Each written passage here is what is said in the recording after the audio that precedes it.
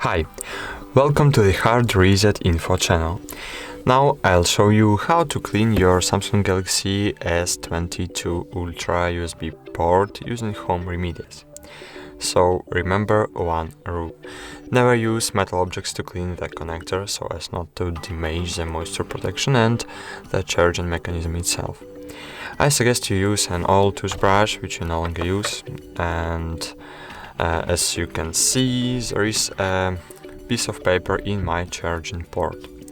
To get it out, you first have to take the cover, if you have, and take the brush in your hand. Then gently insert one part of the toothbrush into the charging port and try to gently pry the piece of paper out. So insert the one part of toothbrush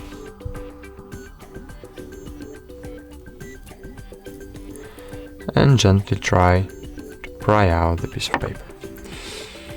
So great, thanks for watching, like, subscribe to our channel, and see you soon. Bye.